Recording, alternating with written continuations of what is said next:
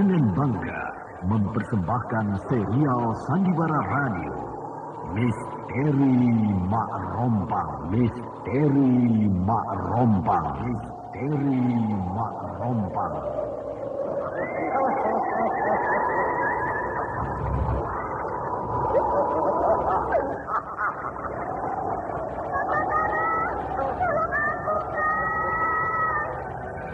Cepat kemari, Wulan. Mak Rompang. Kisah bangkitnya kembali setiap 200 tahun. Seorang anak manusia yang dapat berganti wajah dan wujud. Terkadang menjadi seorang gadis cantik teramat cantik. Terkadang menjadi seorang nenek tua renta buruk rupa yang selalu menimbulkan prahara dan malapetaka mengerikan bagi umat manusia.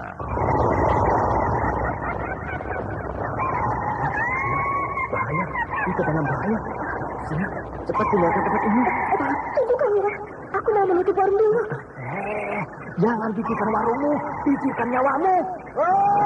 Menjauh, tuk-tukal sudah menjauh. Aku tinggal berapa panas. Tuk-tukal ada di mana, Wina? Tuk-tukal berada di jalan bagus. Pergi keluar dari desa.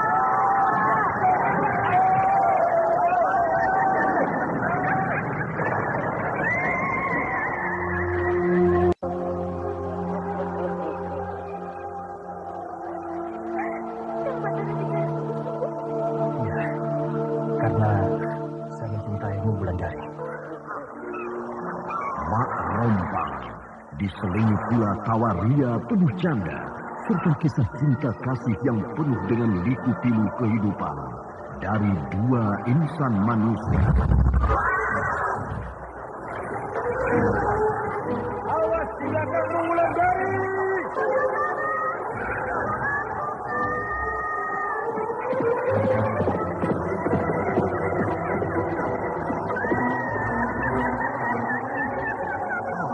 Celaka, Wulandari dibawa lari Mak Rompang. Dia.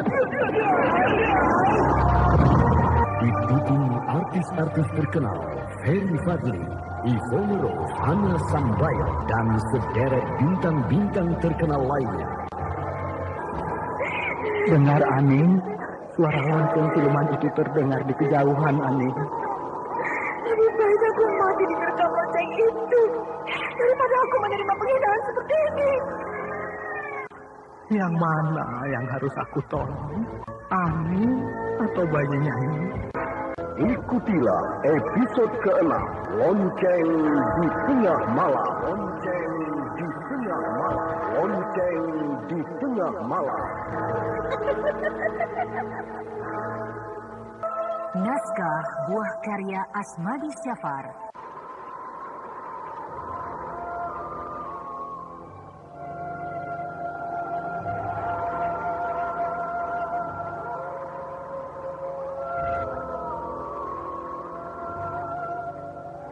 Seri yang ke-13 ini didukung oleh Idris Apandi sebagai Kirekso, Elias sebagai Kiwista, Ashari sebagai Kimpur, Lilinur Indasari sebagai Gandini, dan pembawa cerita Neni Sumardi.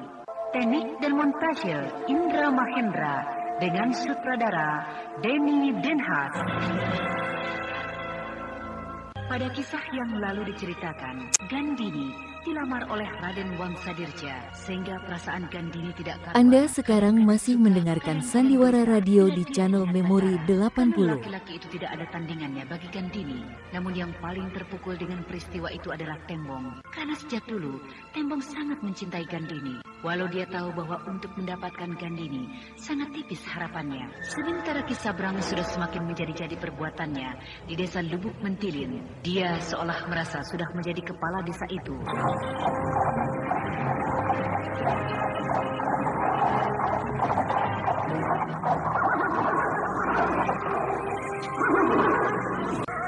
Ramai betul kuda-kuda berhenti di muka rumahku. Siapakah gerangan mereka yang menunggang kuda-kuda itu? Coba kau lihat siapa yang datang itu, Wista. Jangan-jangan petugas kerajaan datang menagih upeti yang belum kita kirimkan, Ki Lurah. Kau jangan membuat cemas perasaanku. Cobalah lihat dulu. Baik, Ki Lurah. Permisi. Kalau benar petugas kerajaan yang datang, celaka aku. Karena batas waktu yang diberikan padaku memang sudah lewat. Padahal Ki Sabrang berjanji akan meminjamkan uang padaku untuk membayar upeti itu. Tapi sampai sekarang, dia belum juga muncul. Bagaimana, Wista? Siapa yang datang? Betul, Ki Lurah. Petugas kerajaan yang datang. Celaka. Dari mana kau tahu kalau yang datang itu petugas kerajaan? Kuda-kuda mereka memakai pelana lambang kerajaan. Celaka. Mati aku. Apakah kita tidak akan bisa membayar upeti sekarang ini, Ki Lurah? Harusnya kau tidak bertanya begitu, Ki Wista. Karena kau sudah tahu bahwa kita tidak akan sanggup membayar upeti saat ini. Panen lada kita tidak ada yang bagus akibat dari peperangan. Ya, semua ini akibat dari peperangan. Tapi apakah kerajaan tidak bisa memaafkan kita, Ki Lurah? Karena ini bukan kesalahan kita, tapi semua ini akibat perang. 1 minggu yang lalu sudah aku jelaskan pada petugas kerajaan yang datang kemari. Tapi mereka pun membutuhkannya untuk menunjang kerajaan yang sedang dalam bahaya perang. Tapi baiklah, akan aku mohon sekali lagi pada mereka supaya upeti kali ini dihapuskan saja. Karena kita memang sudah tidak sanggup membayarnya. Apakah sudah kau bukakan pintu gerbang? Supaya mereka bisa masuk ke halaman rumahku ini? Belum, Ki. Alah, bukalah cepat. Bilang pada mereka bahwa aku tidak bisa menyambut mereka di pintu gerbang karena keadaanku belum pulih benar. Baik, Ki Lurah. Kalau petugas-petugas itu tidak mau mengerti juga, lalu mereka memaksa aku dengan kasar, maka apa boleh buat? Kerisku ini akan bicara. Kau telah menemaniku dalam segala kesusahan, dalam segala peperangan. Semoga kau tidak mengecewakan aku terhadap tamu-tamuku nanti. Karena kau akan aku suruh membenamkan tubuhmu yang bagus ini ke dalam tubuh-tubuh mereka. Mereka datang. Aku tidak melihatkan bahwa aku sudah siap dengan senjataku. Bapak? Kau anakku? Iya, Ki Lurah. Kau sehat? Seperti yang Ki Lurah lihat. Syukurlah. Kaukah yang datang bersama para petugas kerajaan? Iya, mereka mengawal aku. Mengawal atau menangkapmu? Mereka mengawalku, tapi Ki Lurah cemas kelihatannya. Cemas karena anakku dalam bahaya. Aku tidak dalam bahaya, Ki Lurah. Bahkan aku membawa kabar baik. Kabar baik? Suruh masuklah para petugas kerajaan itu. Sudah, mereka sudah masuk. Kini mereka sedang beristirahat di rumah samping bersama Ki Wista. Baguslah kalau begitu. Seperti ada yang Ki Lurah cemaskan. Boleh kan aku mengetahuinya? Aku cemas karena aku belum sanggup membayar upeti pada kerajaan. Oh, itu sebabnya. Ki Lurah jangan cemas. Aku yang akan bicara nanti pada kerajaan. Kau akan bicara dengan kerajaan? Kau akan bicara langsung dengan Sri Baginda Maharaja? Bukan, tapi aku kenal dengan seorang bangsawan bernama Raden Wangsadirja. Ternyata aku tidak sia-sia mempunyai anak sepertimu, Gandini. Kenapa begitu, Ki Lurah? Raden Wangsadirja adalah salah satu anak panglima perang kerajaan. Hebat kau anakku. Aku sendiri mungkin harus menyembah 1000 kali untuk bisa bertemu dengan Raden Wangsadirja. Tapi sekarang kau semudah itu untuk bisa berkawan dengan dia. Kepulanganku kemari juga ada urusan dengan dia, Ki Lurah. Semoga Ki Lurah berkenan menerima utusannya. Tentu. Dengan segala senang hati aku akan menerima utusannya. Baik, akan aku panggil utusan itu. Biar aku yang memanggilnya, Gandini. Ki Wista, terima kasih, Ki. Bagaimana keadaan desa kita selama aku tinggalkan, Ki Lurah? Wah, bertambah kacau. Apalagi sejak Ki Sabrang aku beri kepercayaan menjalankan tugasku sebagai lurah desa ini. Ki Sabrang? Iya, dia menggantikan aku untuk sementara saja sampai aku sembuh seperti sedia kala. Pantas penduduk desa tampak gembira ketika melihat kedatanganku. Berarti mereka menginginkan aku yang menjalankan tugas Ki Lurah itu. Seharusnya memang begitu anakku, tapi biarlah untuk sementara waktu ini. Ki Lurah, ini utusan Raden Wangsadirja, siap menghadap.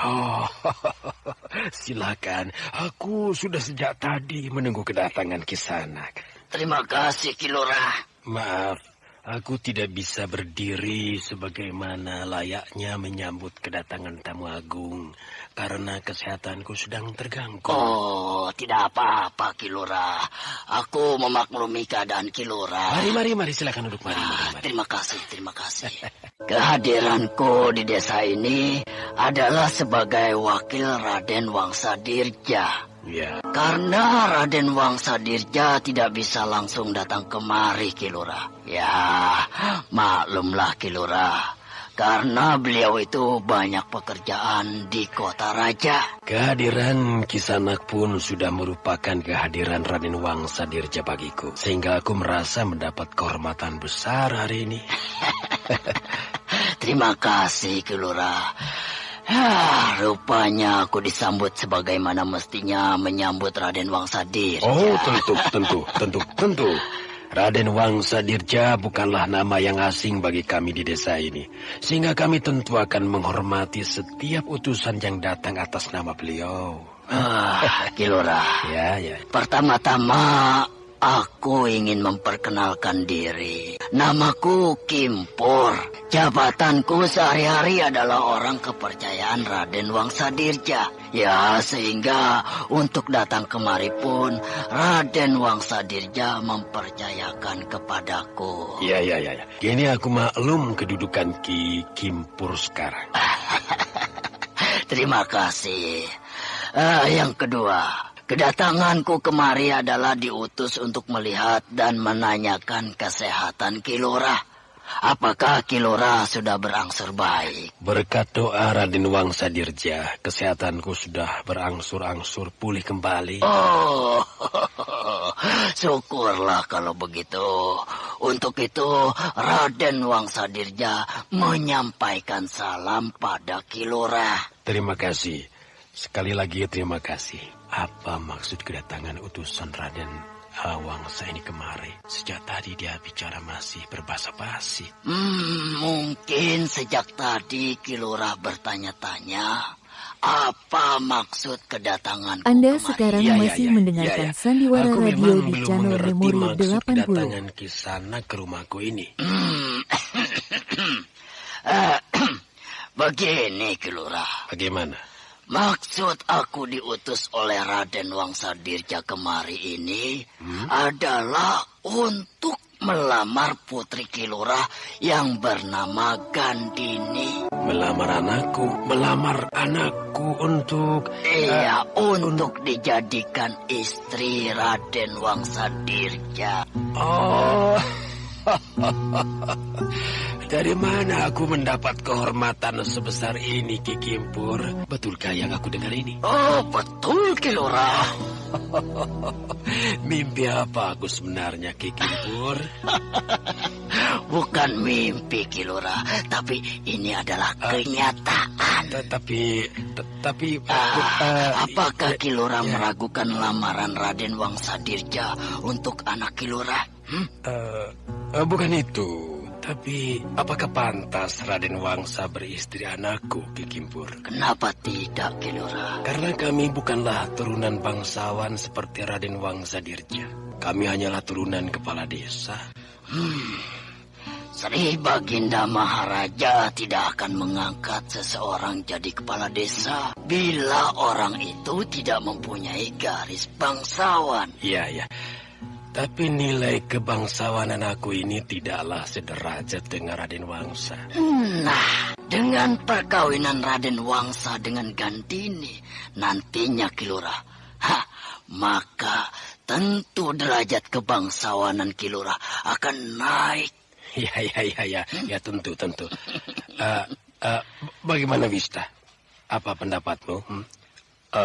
Saya tidak punya pendapat lain selain menerima pinangan ini, Ki Lurah. Karena kejadian seperti ini sangatlah langka. Ini adalah kehormatan bagi Ki Lurah dan juga kehormatan bagi seluruh desa. Iya. Ini adalah kehormatan bagi seluruh penduduk desa. Nah, Ki Kimpur, atas nama seluruh keluargaku, atas nama seluruh rakyat desa ini, aku menerima pinangan Raden Wangsa Dirja untuk anakku Gandini. Terima kasih, terima kasih.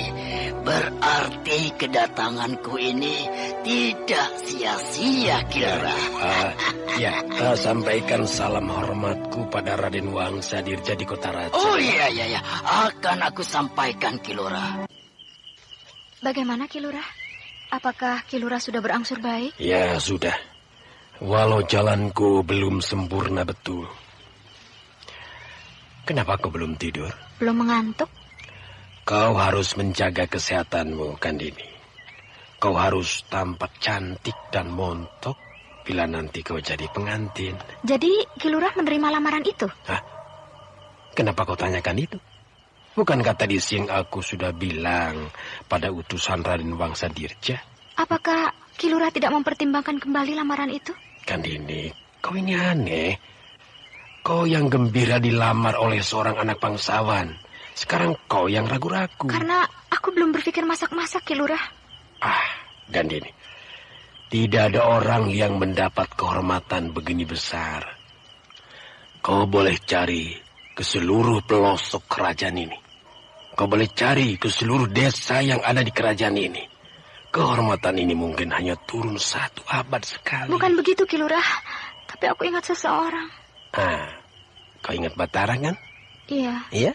Andai saja Kang Batara yang melamarku, tentu aku akan bahagia sekali malam ini.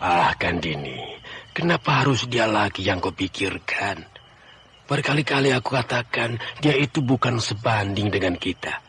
Dia itu jauh di bawah kita. Tidak cocok untukmu. Darahnya berbeda dengan darah kita. Tapi Ki Lurah, aku... Sudah. Tutup pembicaraan tentang Batara. Kini kau harus terima Raden Wangsa Dirja. Kalau kau masih ingin melihat desa ini berdiri seperti sekarang ini. Aku bicara begini, ingin mendengar pertimbangan Ki Lurah. Tidak ada pertimbangan bagiku. Batara bukan jodohmu. Inilah jodohmu yang paling cocok untukmu. Untuk kita semua. Kau harus terima lamaran ini. Iya, Ki Lurah. Bagus. Gandini duduk termenung memikirkan Batara. Sementara wajah Raden Wangsa Dirja bermain-main di ambang matanya. Ki Rekso memperhatikan putri satu-satunya itu dengan harapan yang melambung tinggi. Gandini telah jatuh cinta pada putra Panglima Perang Kerajaan, Raden Wangsa Dirja. Kemudian Gandini kembali ke desanya di Lubuk Mentilin untuk mengabarkan hal itu pada ayahnya. Melalui Kimpur ini, Raden Wangsa Dirja menyampaikan lamarannya pada ayah Gandini, Ki Rekso. Aku tak mengira bahwa kepergian anakku ke kota raja membawa berkah kebahagiaan di rumah ini. Sungguh ia telah mendapatkan jodoh yang sepadan dengan dirinya. Gandini benar-benar seorang anak yang tahu berbalas budi. Benar, Ki Lurah. Hebat. Coba Ki Lurah ingat-ingat. Siapa sebenarnya ayah Raden Wangsa Dirja itu? Oh, tentu aku ingat, Wista. Ia adalah seorang panglima perang kerajaan kita ini.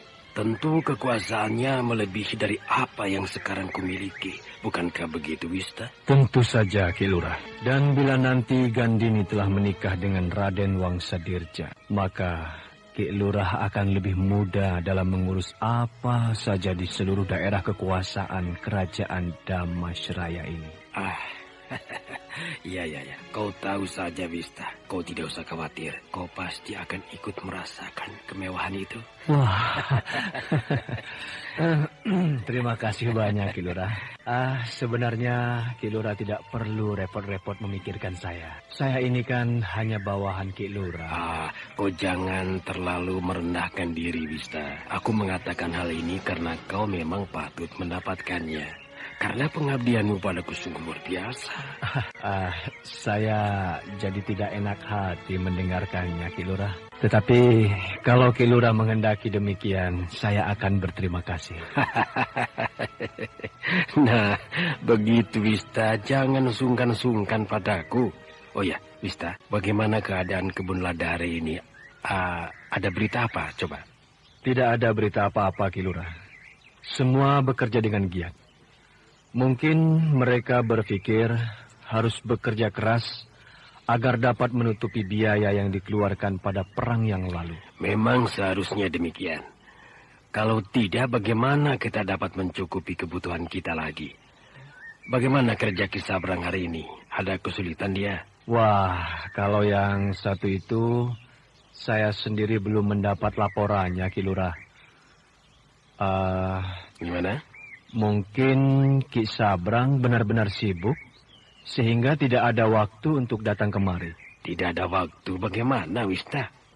Dia hanya memeriksa kebun lada dan sekali-kali memberi pengarahan pada pekerja itu. Ya, tapi kan Ki Sabrang baru saja melakukan tugas ini, Ki Lurah. Mungkin agak repot. Bayangkan saja, dia harus berkeliling di desa ini melihat kebun lada dan bertanya pada pekerja itu, mereka butuh apa lagi? Ya, aku maklum, Wista. Tugas yang aku berikan ini memang berat sekalipun ia seorang perwira sandi, ya. Benar juga, Ki Lurah. Sial, ada-ada saja yang merintangi rencanaku. Padahal aku belum selesai menjalankan yang lain. Sudah terhalangi oleh keberadaan Wangsa Dirja. Kurang ajar si Gandini. Bisa-bisanya ia mendapatkan Wangsa Dirja sebagai calon suaminya. Bila suatu hari aku bertemu dengan Wangsa Dirja dan ia mengetahui aku orang yang penting di sini, pasti dengan mudah dapat mempermainkanku. Kali ini aku benar-benar kehilangan akal.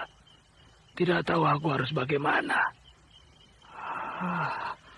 Apa mungkin Wangsa Dirja akan mengatakan siapa aku yang sebenarnya pada si Gandini nanti?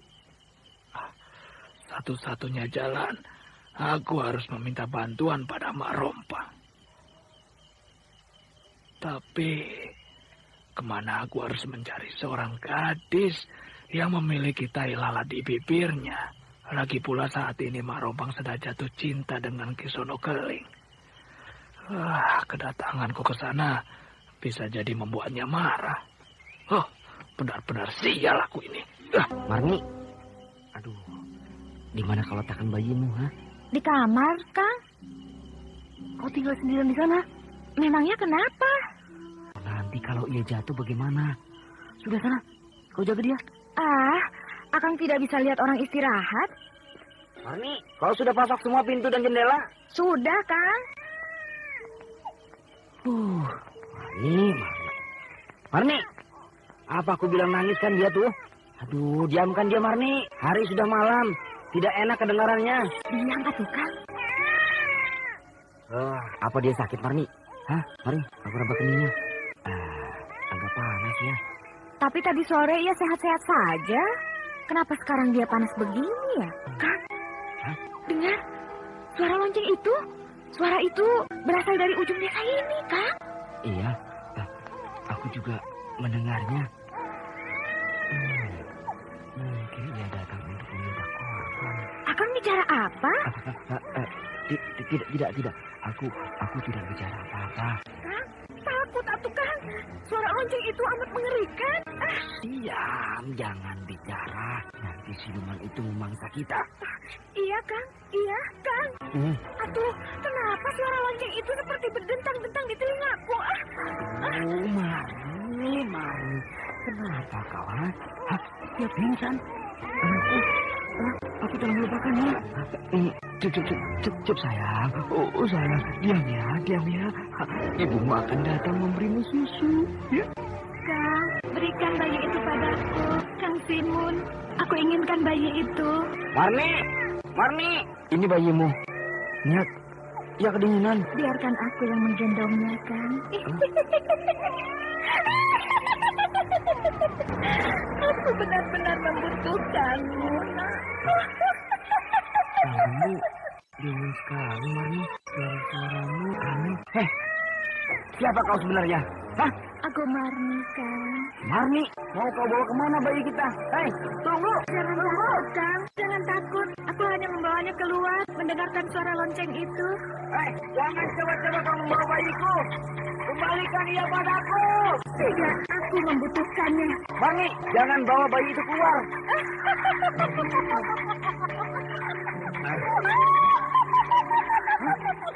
Aku membutuhkannya, Kang Si. Aku membutuhkannya.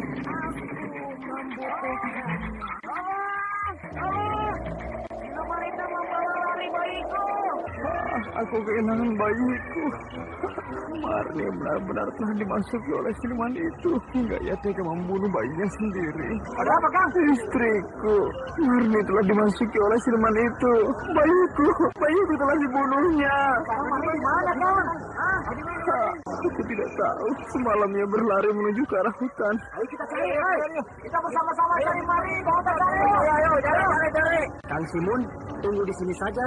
Biar kami yang mencari Marni. Mudah-mudahan ia selamat. Simun tertunduk lesu di tangga rumahnya. Ia sangat takut mengingat kembali kejadian semalam. Ternyata siluman itu benar-benar memasuki rumahnya dan bahkan merenggut nyawa bayinya. Sementara orang-orang di desa Tegal Sari merasa iba terhadap Simun. Mereka kemudian memutuskan untuk mencari Marni. Terbayang oleh Simun, tubuh bayinya dikoyak-koyak dan tidak dapat dikenali lagi. Sedangkan istrinya Marni, entah seperti apa lagi nasibnya. Aku harus segera ke rumah Kilura untuk memastikan kebenaran berita mengenai pernikahan Kandini dengan Raden Wangsadirja. Kalau benar-benar mereka akan menikah, merupakan suatu ancaman bagi diri. Kebetulan Kirekso ada di halaman. Selamat pagi, Kilura. Oh, kau Kisabra. Ada keperluan apa pagi-pagi datang kemari? Biasanya kau ada maunya saja menemuiku pagi-pagi. Kilura bisa saja. Saya hanya ingin mengucapkan selamat bahwa Gandini telah pulang. Bahkan saya dengar ia akan dipersunting oleh seorang putra panglima kerajaan. Dari mana Kisabrang tahu berita itu? Mengapa harus heran, Kilura? Ini kan berita bahagia. Bayangkan saja, putra panglima kerajaan yang akan mempersunting gadis cantik seperti Gandini. Nah, ini pasti akan menjadi pesta pernikahan yang megah. Ya. Oh ya, Kilura. Bagaimana dengan kesehatan Kilura? Bagaimana? Apakah sudah pulih benar? Sebenarnya sudah pulih, tetapi aku masih ingin melepaskan diri dari tugas-tugas yang selama bertahun-tahun aku jalankan. Dan kau sendiri bagaimana, Kisabrang? Saya selalu siap, Ki, untuk menerima segala pesan dari Kilura. Tetapi bila Kilura telah sembuh benar, akan saya kembalikan tugas ini kepada Kilura kembali. Saya takut dikira orang yang serakah. Padahal kan maksud saya adalah baik. Kenapa Kisabrang punya pikiran semacam itu? Mungkin saja Kilura, karena tidak semua orang menyukai saya, Kilura. Hal ini ya mungkin saja terjadi, Kilura. Kan aku sudah pernah katakan padamu. Bila ada orang yang tidak suka, katakan saja padaku. Aku akan membereskannya. Iya. Terima kasih, Kilura. Ki, apakah Raden Wangsadirja sendiri yang datang melamar Gandini kemari? Oh, tentu tidak. Tapi ia menyuruh orang kepercayaannya untuk memohon persetujuanku mempersunting Gandini. Kenapa kau bertanya demikian, Kisabrang? Apakah kau belum pernah berjumpa dengan Raden Wangsadirja? Iya, pernah melihatnya beberapa kali. Tapi dia kan seorang penguasa Kilura. Mana mungkin ia mau berbincang dengan orang semacam aku ini, Ki? Kisabrang. Kau selalu saja merendah. Padahal engkau adalah orang kaya di desa ini. Perdagangan ladamu maju pesat. Hartamu di mana-mana dan istrimu cantik-cantik semua. Aku saja kalah. Kilura bisa saja.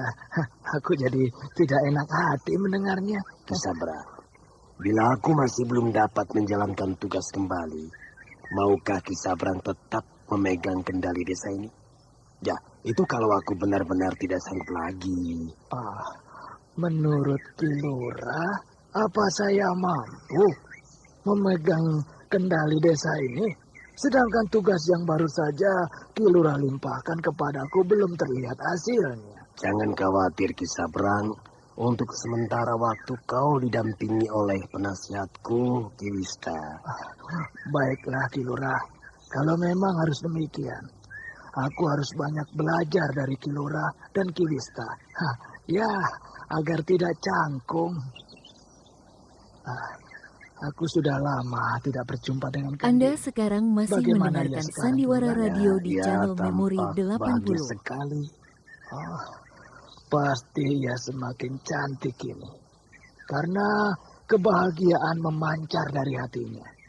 Apakah ia pulang bersama Batara? Oh, tidak. Gandini tidak bersama Batara. Aku dengar Batara sedang mengunjungi daerah lain yang jaraknya dari desa kita ini 2 hari 2 malam. 2 hari 2 malam. Daerah apa itu, Kilurah? Apa ya? Aku lupa nama tempat itu, Ki Sabrang. Apa Ki Sabrang ada urusan dengan Batara? Tidak, Kilurah. Kalau begitu saya mohon pamit akan menemui Ki Wista hari ini. Ya, silakan Ki Sabrang.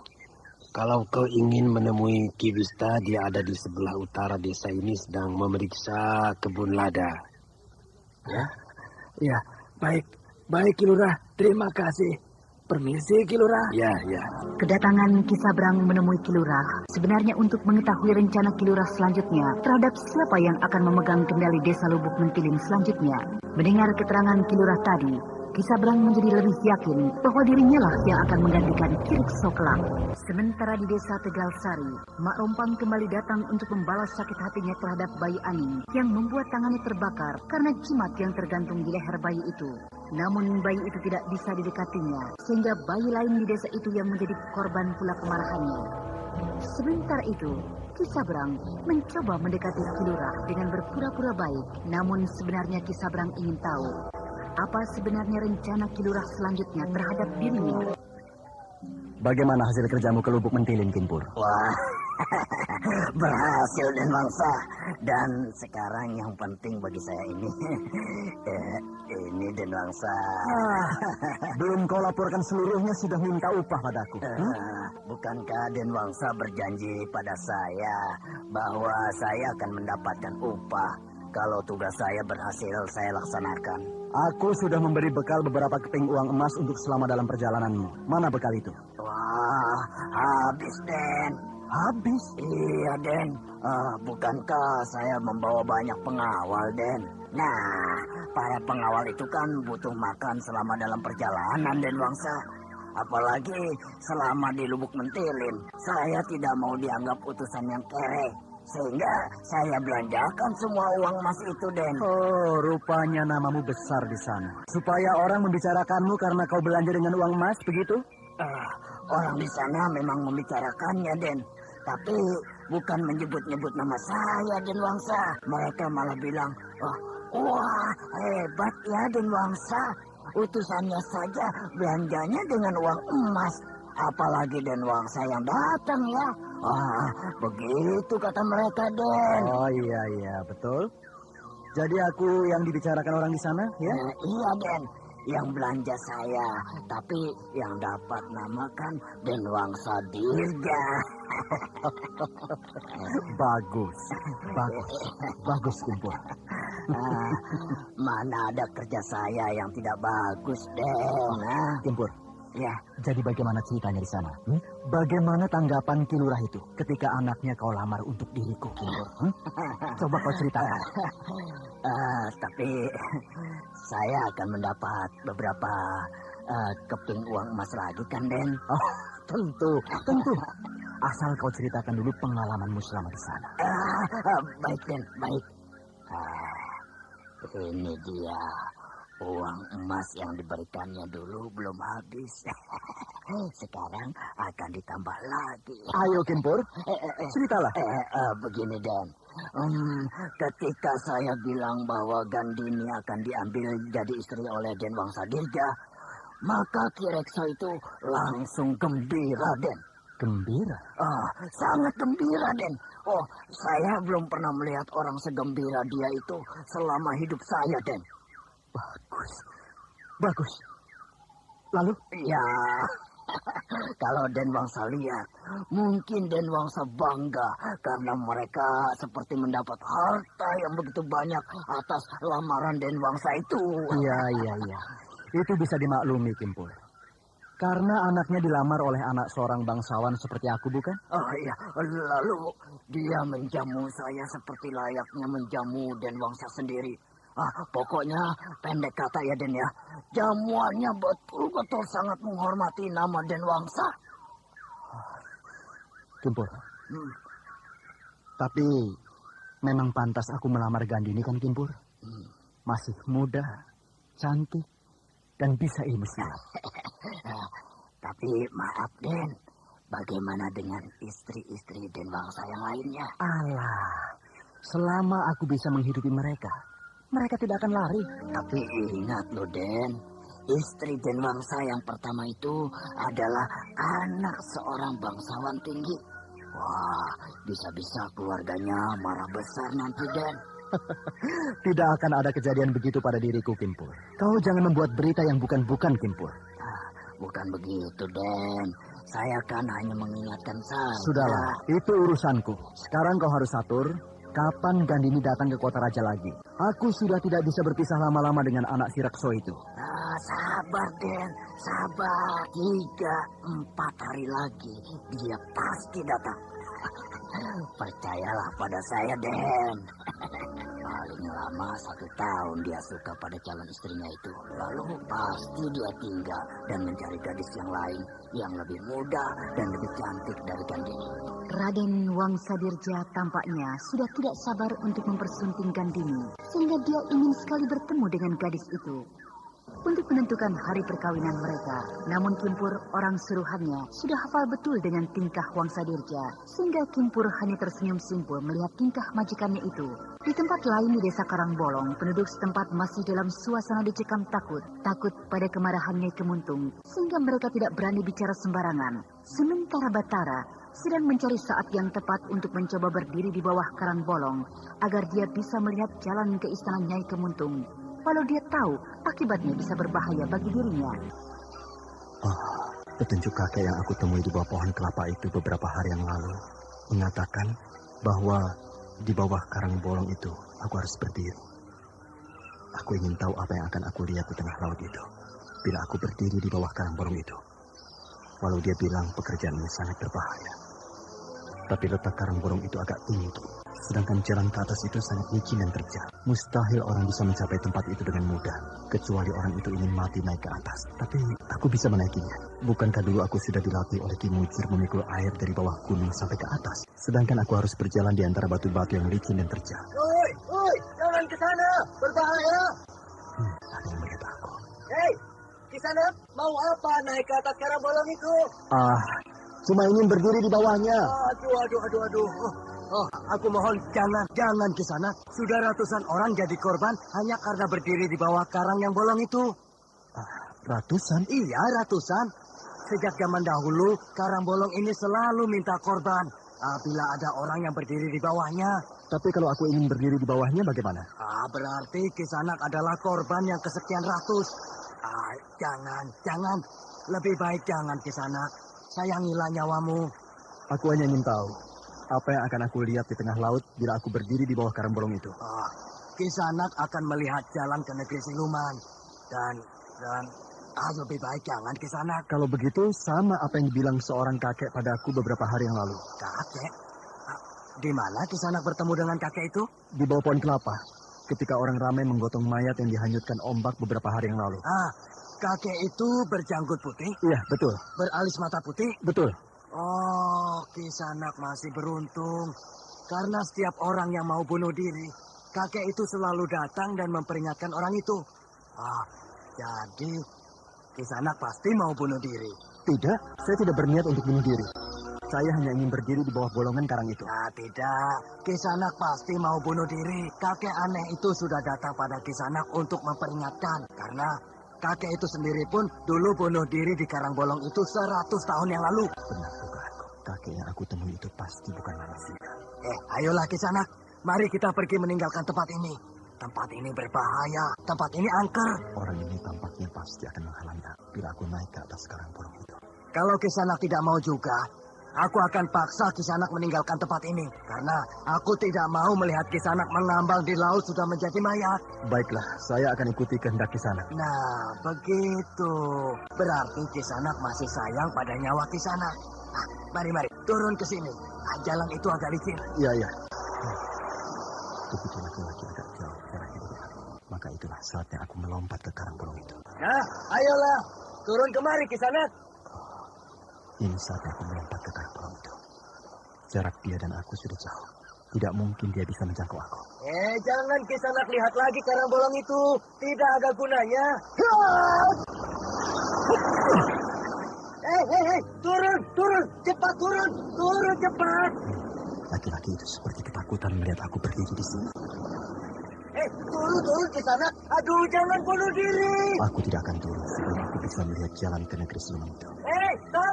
Tolong. Ada orang mau bunuh diri. Tolong. Ada orang mau bunuh diri. Tidak ada yang bisa aku lihat dari sini. Kecuali laut yang terbentang luas. Pemandangan di sini sangat indah. Laut terhampar dan berkilau-kilau terkena cahaya matahari. Bodoh kalau ada orang berdiri di sini ingin bunuh diri. Melihat keindahan pemandangan dari sini pun sudah lupa dengan kesesahan hidup.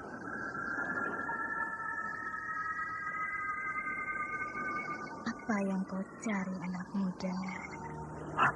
Apa yang kau cari? Aku mendengar suara perempuan, tapi aku tidak melihat perempuan itu. Apa yang kau cari? Aku ingin melihat jalan ke negeri siluman. Kau tidak menyesal? Kenapa harus menyesal? Sebentar lagi kau akan bisa melihatnya. Asal pandangan matamu tidak berkedip ke arah tengah laut. Siapa kau? Akulah penguasa negeri siluman yang kau maksud. Tampakkan dirimu. Nanti saja kalau kau muncul, kau akan bertemu denganku di negeriku. Sekarang saja. Hilang dia. Tiba-tiba air laut membelah. Apa yang akan terjadi? Ada jalan. Kini aku melihat ada jalan yang lurus dan bagus di tengah laut itu. Kini jalan itu sampai kemari. Seolah-olah karang bolong ini adalah pintu gerbangnya. Di ujung jalan ini sayup-sayup aku melihat sebuah istana berwarna putih. Jalan ini bagus, cuma terasa menyeramkan. Apakah akan aku tempuh jalan ini atau jangan? Pesan guruku, jangan ragu-ragu bila menemui kekancilan. Ya, aku tidak boleh ragu. Aku akan tempuh jalan ini. Aku harus sampai ke istana yang ada di ujung jalan ini. Hei, ada orang mau bunuh diri.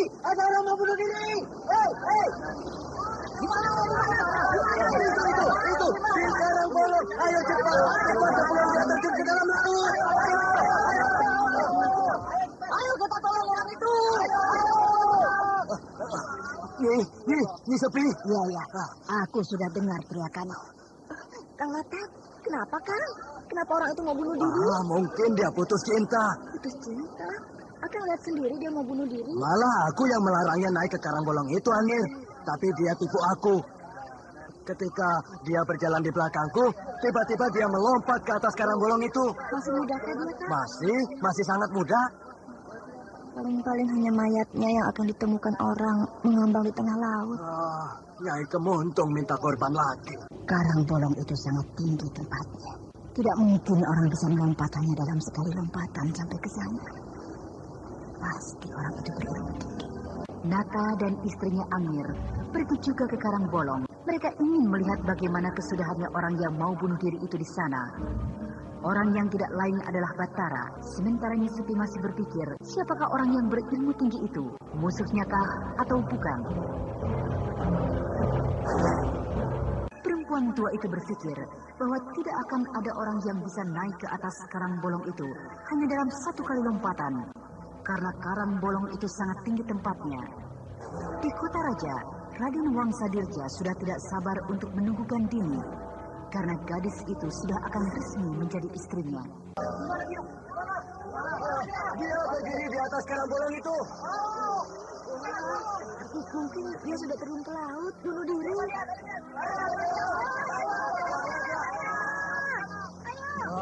Tidak ada di bawah sana. Pasti dia di bawah sana, Kang. Kalau dia di bawah sana, pasti dia sudah mati. Dan mayatnya akan nampak tergeletak. Iya. Besok saja.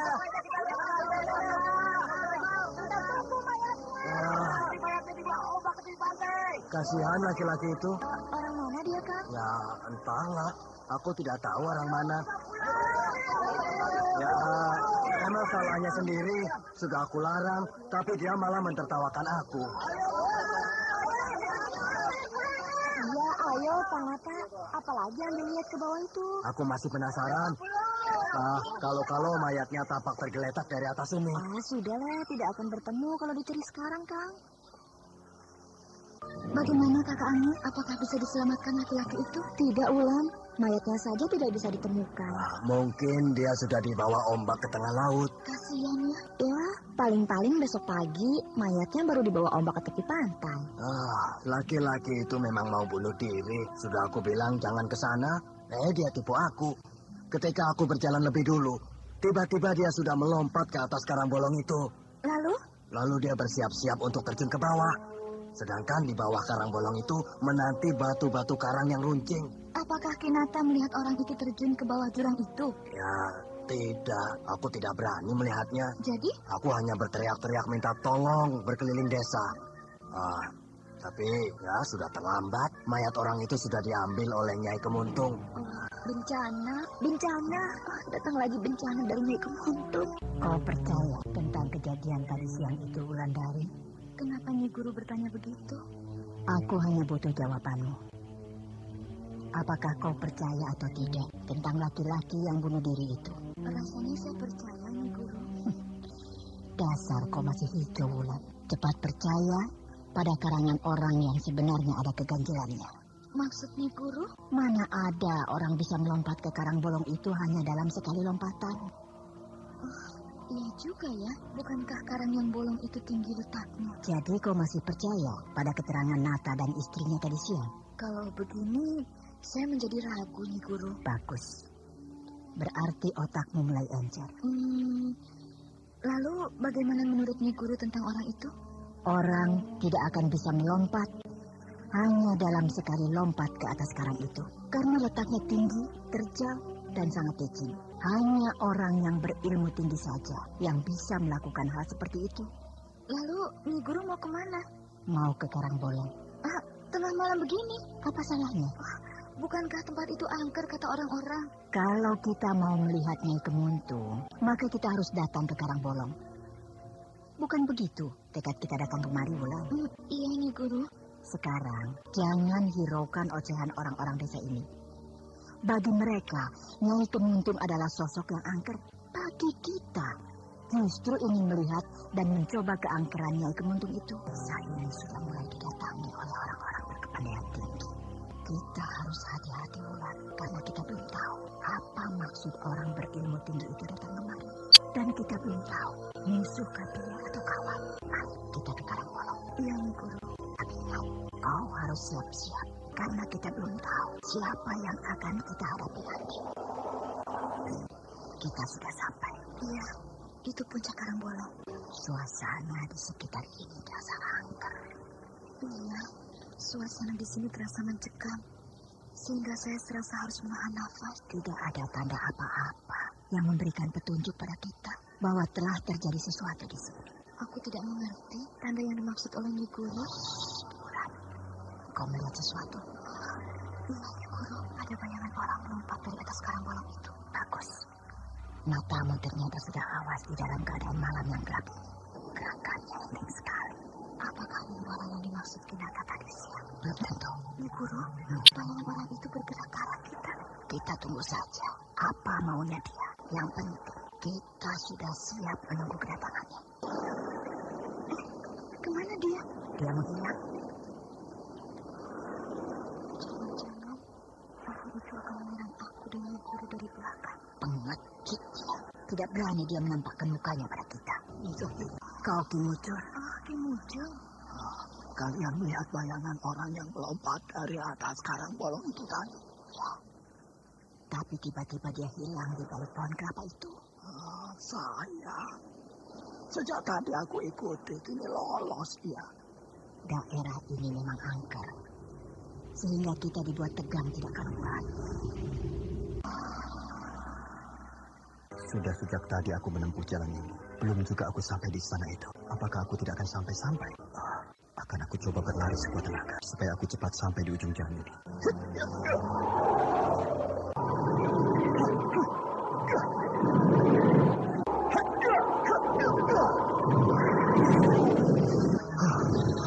Belum juga sampai aku. Apakah jalan ini tidak berujung? Jalan apa ini? Lurus dan matahari bagai membakar tubuhku. Pohon.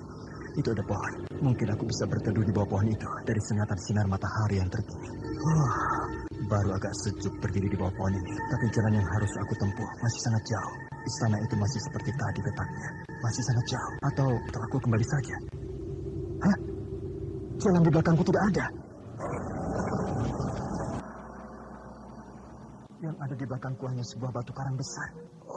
Aku terjebak. Mungkin orang-orang yang berdiri di karang bolong itu mati karena begini yang mereka alami. Habislah aku. Tamatlah riwayatku kali ini.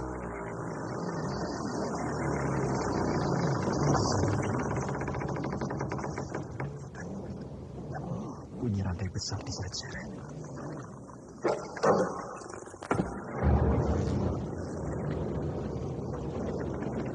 Siapa?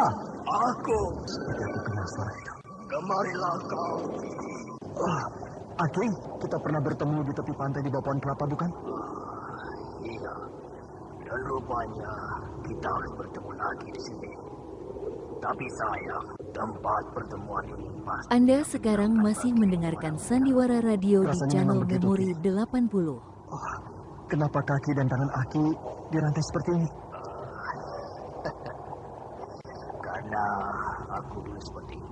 Aku memaksa masuk kemari sehingga aku tertangkap. Ya, lalu beginilah nasibku sepanjang zaman. Aku ditawan oleh penguasa kerajaan Karangbolong ini. Sayang, kau tidak mengindahkan peringatanku. Sehingga kau juga tentu akan mengalami nasib yang sama seperti aku. Apakah Aki sudah ditawan 100 tahun yang lalu oleh penguasa tempat ini? Rupanya kau sudah banyak tahu tentang kisahku. Sehingga kau tahu berapa lama aku di sini. Jadi betul begitu? Hanya orang-orang dari dunia sana menceritakan bahwa Aki sudah meninggal karena bunuh diri di Karangbolong 100 tahun yang lalu. Itu kan dugaan mereka. Sedangkan kejadian yang sebenarnya mereka tidak pernah tahu. Itu sebabnya aku selalu datang memperingatkan.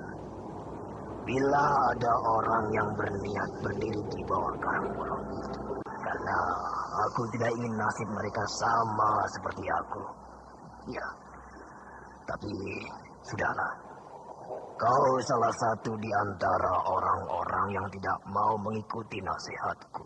Apakah jalan ini tidak berujung, Ki? Tidaklah. Aku sendiri tidak pernah tahu. Karena aku hanya bisa sampai di sini. Ya, sama sepertimu. Tapi, hilang. Kakek beralis mata putih itu sudah menghilang. Yang terdengar hanya rantai tangan dan kakinya diseret-seret. Siapa? Aku mendengar suara orang membentak. Pasti bentakan itu ditujukan padaku. Siapa yang berdiri di situ? Ya, bentakan itu ditujukan padaku. Tapi aku tidak melihat orangnya. Jawab, pengecut. Aku siapa? Kau pasti bisa melihatku. Sedangkan kau tidak melihatkan sosokmu. Kini perlihatkanlah dirimu padaku. Kau jangan mengatur aku. Karena tempat ini adalah di bawah pengawalanku. Terserahmu. Kalau tidak mau melihatkan dirimu, ya sudah. Kalau aku terus menempuh jalan yang terbentang di hadapanku, aku tidak akan sampai-sampai. Lebih baik aku cari jalan lain. Tidak ada jalan lain. Kecuali aku menggempur batu karang yang berada di belakangku ini. Akan aku coba menggempur batu karang ini dengan ilmu pembuka jalan.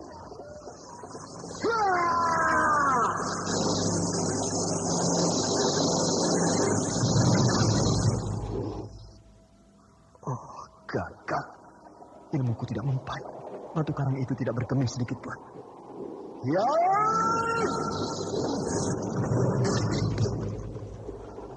Gagal lagi. Batu karang tidak bisa ditembus oleh ilmuku. Kau rusak tempat ini, ya? Kau akan aku cekik sampai mati.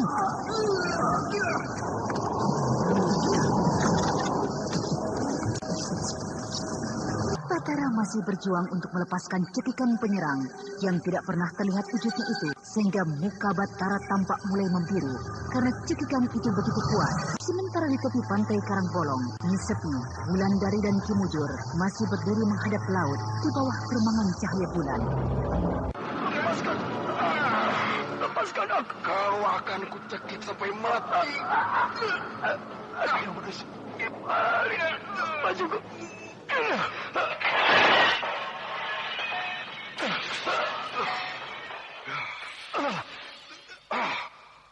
Kau memiliki ini. Dia melepaskan cekikannya. Oh, kini kau tampakkan sosok tubuhmu. Karena kau memiliki ini. Nah, ambillah kembali tusuk konde ini. Aneh, dia menjadi hormat ketika melihat tusuk konde ini jatuh dari dalam bajuku. Bukankah tusuk konde ini pemberian Ki Mujur padaku? Maafkan atas kelancangan hamba tadi. Kini, Yang Mulia dipersilakan jalan terus. Kemana aku harus berjalan? Terserah Yang Mulia, mau kemana? Iya. Batu karang di belakangku tadi sudah tidak ada. Kini aku bisa jelas melihat jalan dari Karangbolong tempat aku berdiri tadi. Kalau Yang Mulia bertemu dengan pengawal yang lain, lalu Yang Mulia tidak diperkenankan untuk meneruskan perjalanan Yang Mulia, maka perlihatkanlah tusuk konde itu. Baik, kini aku ingin menuju istana itu. Aku ingin menemui Nyai Kemuntung. Ya, Yang Mulia terus saja menempuh jalan ini. Maka Yang Mulia akan sampai di pintu gerbang istana. Terima kasih.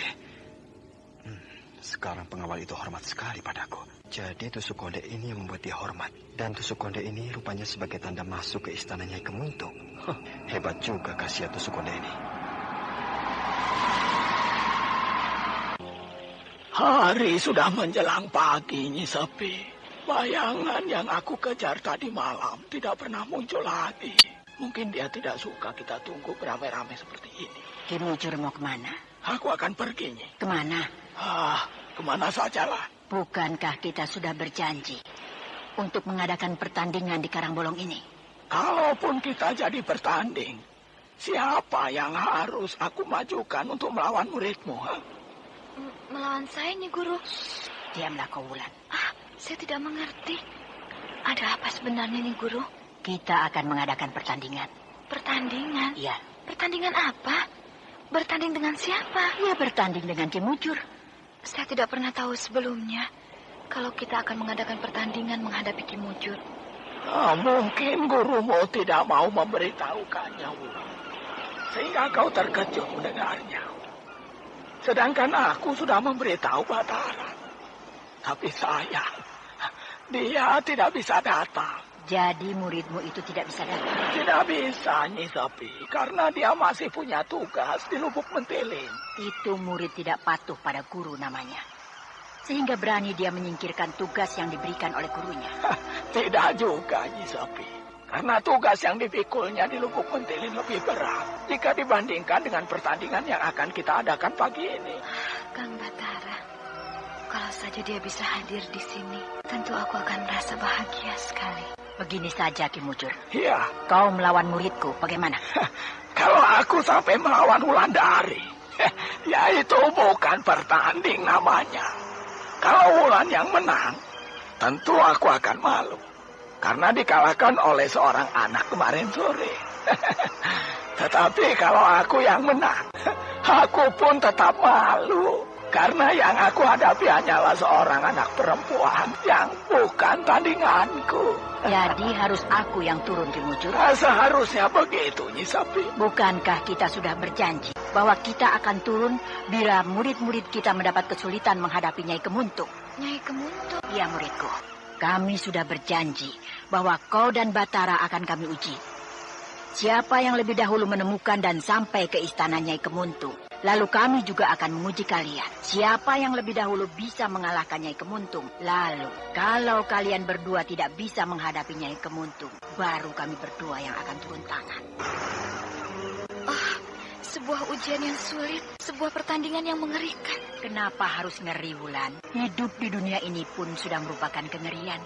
Setiap hari kita sudah terbiasa dengan hal-hal yang mengerikan. Sehingga kita tidak merasakan lagi bahwa hidup ini pun sebuah kengerian. Apa betul begitu, Nyi Guru? Coba kau pikirkan sendiri.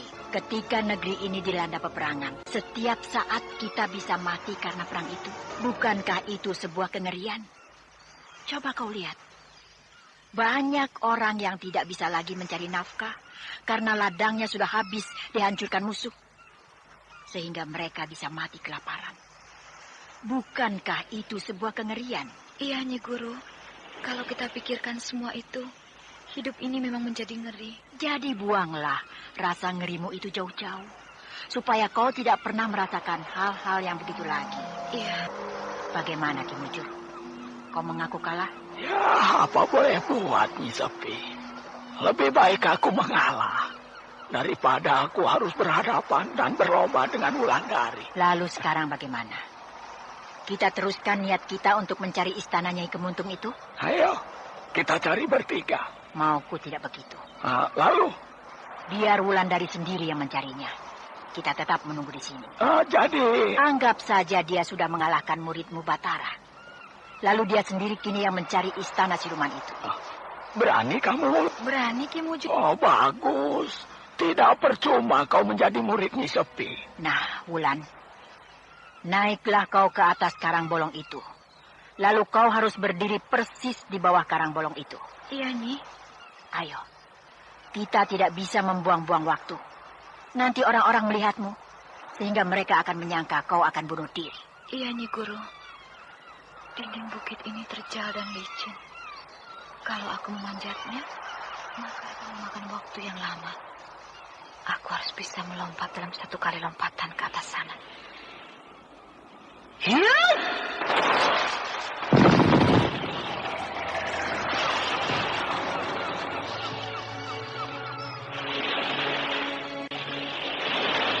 Bagus. Dalam satu kali lompatan, dia sudah berada di bawah karang bolong itu. Oh, kau melatih muridmu tekun sekali, Nyi Sepi. Sehingga lompatan muridmu bagus sekali. Aku latih dia dengan keras. Sehingga dia bisa begitu. Nyi Guru! Aku tidak melihat apa-apa. Pusatkan perhatianmu ke tengah laut, Wulan. Nanti kau akan bisa melihat sesuatu. Karena istana siluman itu ada di tengah laut. Iya, Nyi. Bagaimana, Wulan? Sudah melihat sesuatu kau? Biarkan saja, Nyai. Dia sedang bersemadi. Ya!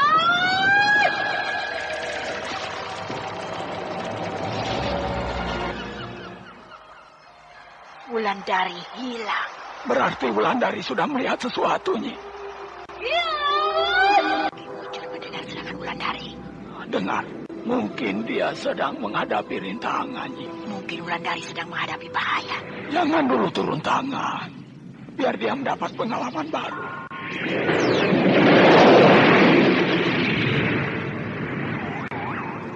Bagaimana kalau kita naik ke atas bukit itu, Ki Mujur? Kalau kita di sini terus, orang-orang desa ini akan melihat kita. Sehingga mereka akan curiga. Oh, bagus. Kita bersemadi di puncak bukit itu. Mari.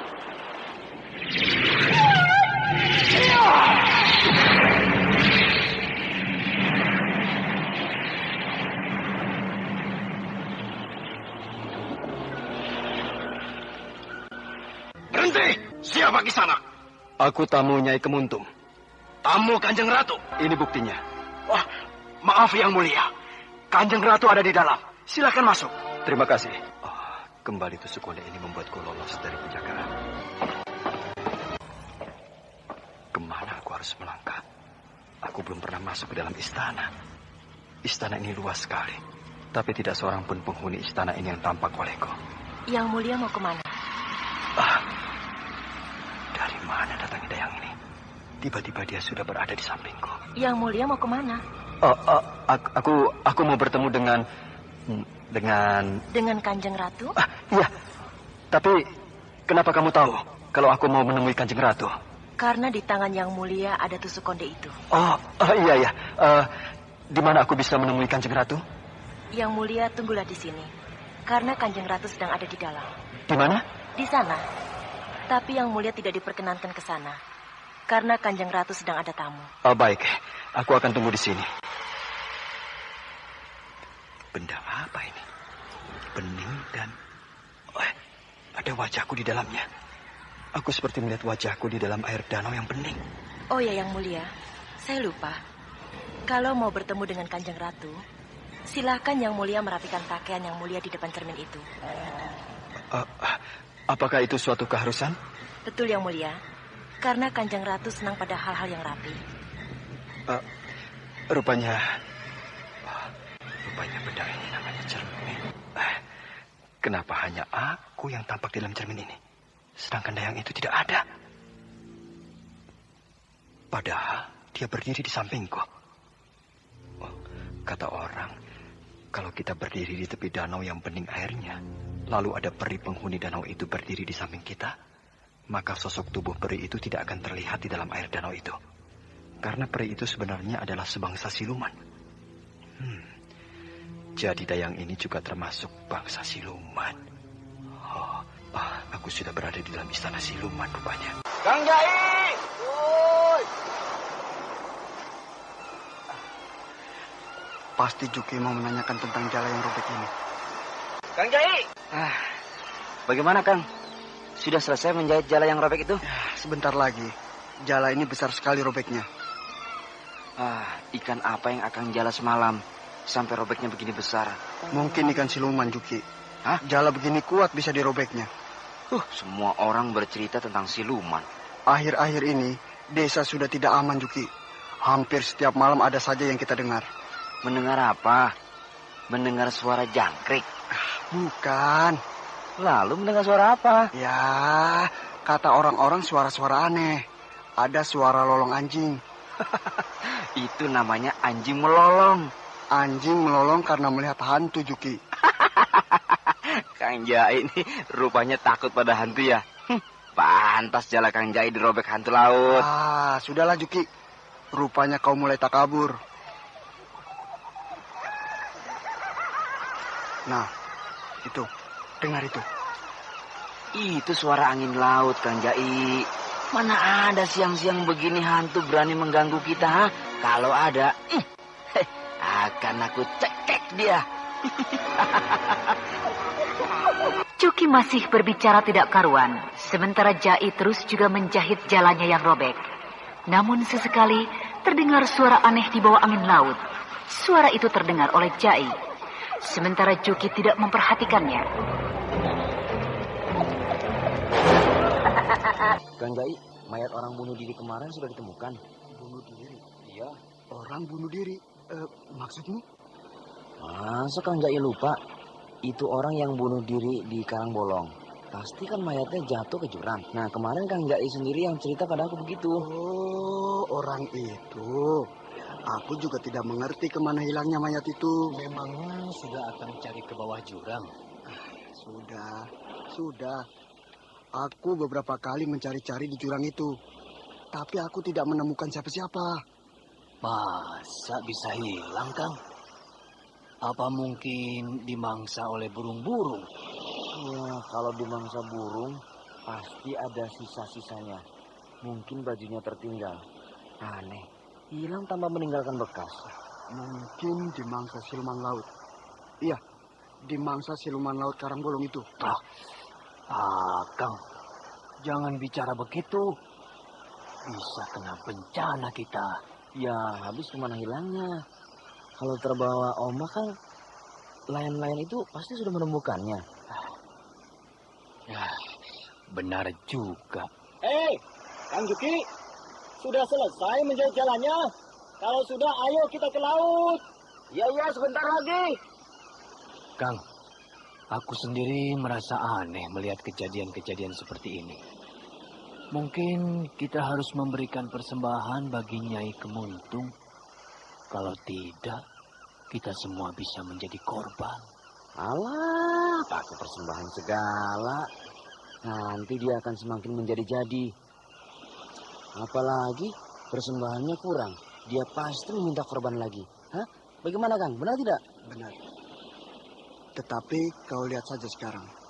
Semakin hari ikan tangkapan kita semakin sedikit. Iya ya, Kang. Aneh. Kalau tidak ada lagi yang dapat kita tangkap, Lalu kita makan apa? Ya, kalau begitu kita beri saja sedikit persembahan ke laut. Mungkin laut akan bermurah hati pada kita untuk mendapatkan ikan-ikan yang banyak. Mau saja kau Jai diperbudak oleh siluman itu, ha? Kalau siluman itu tahu, ia akan diberi persembahan olehmu. Kau bisa-bisa dijadikan pengawal siluman di kerajaannya. Kang Juki, Akang tidak baik berbicara seperti itu. Bisa-bisa ia bertambah marah kepada kita. Mina, kau belum tidur? Belum. Ada apa, Kang? Kau percaya bahwa di laut ada siluman? Akang kalau bicara hati-hati.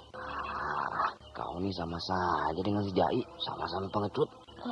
Kang Juki, kau dengar suara lonceng itu, Kang? Belakangan ini, setelah suara lonceng itu berbunyi, keesokan harinya pasti ada orang yang mati. Kau Mina, ada saja sih. Iya, aku dengar suara lonceng itu. Kang, padamkan lampu itu. Nanti ia melihat kita belum tidur. Ya, bisa-bisa kita yang dimangsanya. Aneh, suara lonceng itu bunyinya tidak enak dengar ya. Aku takut, Kang. Makanya kau diam. Dari tadi kau bicara terus sih.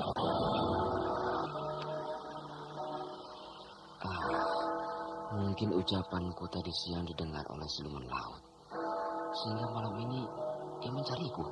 Dengarkan. Suara lonceng itu semakin dekat. Dia pasti sedang mencari korbannya. Kau tahu dari mana, Mina? Orang-orang yang mengatakan begitu, apa Akang tidak tahu? Belum. Tadi siang si Jai mengatakan bahwa kita harus memberi persembahan ke laut agar bencana-bencana ini segera berakhir. Sudah Akang beri persembahannya tadi siang? Aku katakan pada mereka, itu tidak perlu. Mengapa Kang Juki melarang mereka? Kalau tidak kan, sekarang siluman itu tidak datang. Aku peringatkan kalian, jangan coba-coba melanggar daerah kekuasaanku. Kalau kalian masih berani masuk ke daerahku, akan kujadikan kalian budak-budakku. Kang Juki, siapa tadi yang berbicara? Mungkin siluman itu ini. Kalian semua harus memberi persembahan bagiku. Aku ingin darah wanita muda.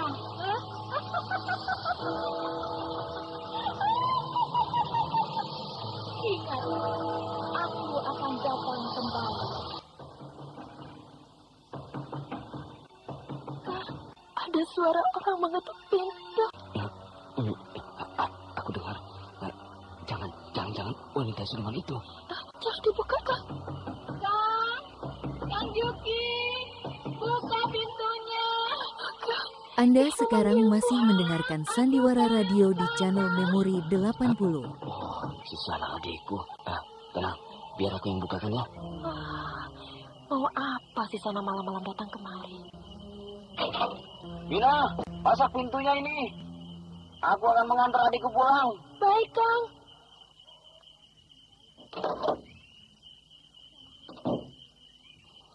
Kang Juki, antar aku ke Karangbolong.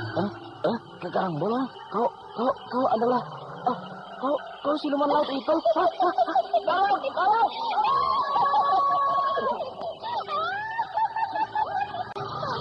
Sombong Juki, ini rasakan akibat ucapanmu.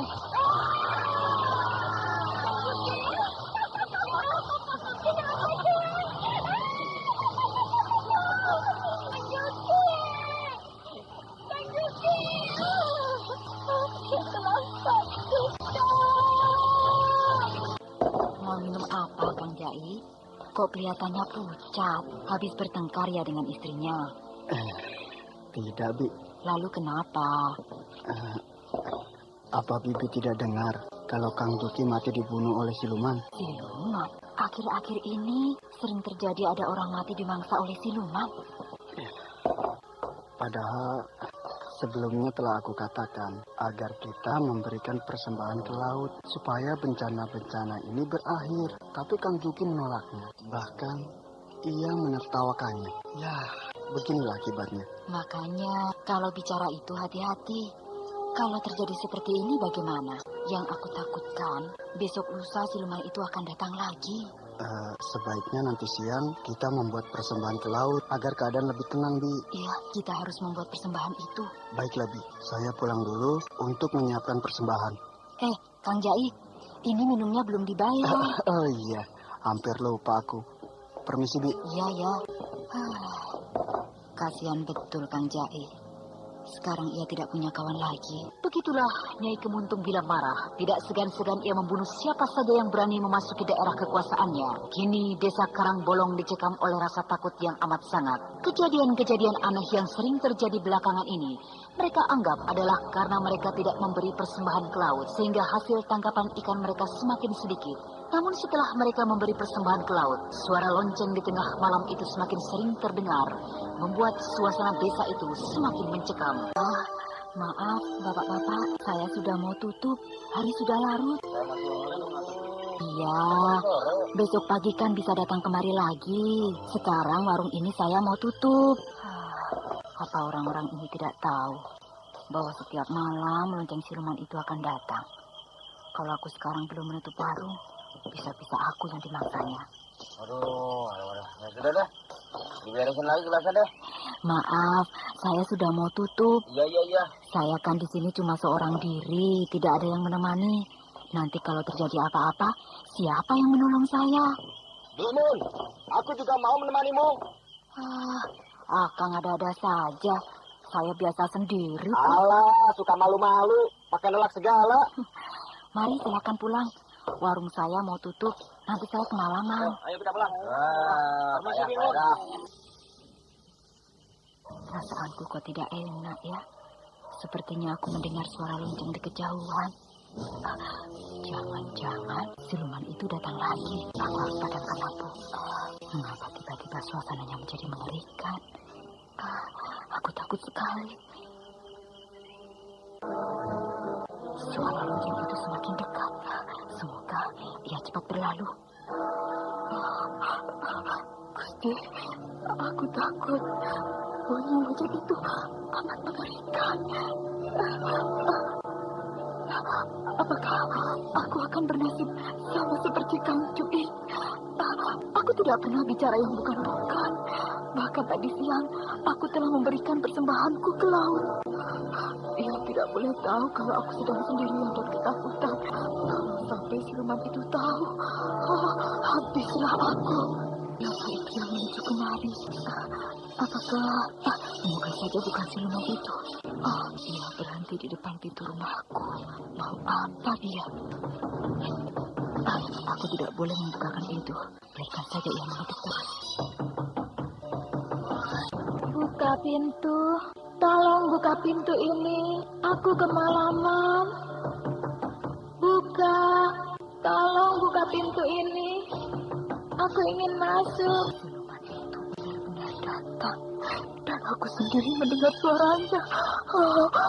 Siapa yang akan menolongku sekarang? Aku takut. Sepertinya dia telah meninggalkan tempat ini. Dan suara lonceng itu terdengar menjauh. Akhirnya tukang warung itu lepas dari cengkraman maut. Dan mungkin orang lain yang telah menjadi korban malam itu. Dan esok, entah siapa lagi yang akan menjadi korban. Kini desa Karangbolong benar-benar berada dalam cengkraman Nyai Kemuntung, penunggu Karangbolong. Nah, saudara pendengar yang berbahagia, bagaimanakah kisah ini selanjutnya?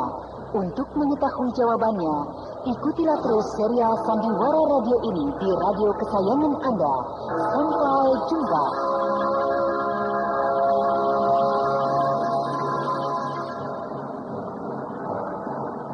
Demikianlah tadi serial Sandiwara Radio Misteri Mak Rompang episode ke-6, Lonceng di Tengah Malam. Lonceng di Tengah Malam. Lonceng di Tengah Malam. Dipersembahkan oleh Denhas Adia Suara bekerja sama dengan PT Sinar Effendi Murni produsen tablet obat kuat Aladina, obat terlambat bulan Menfas Kapsul, tablet obat kuat dan pegal linu Buterema, dan jamu godok Cat Gorilla. Terima kasih atas perhatian Anda. Sampai jumpa.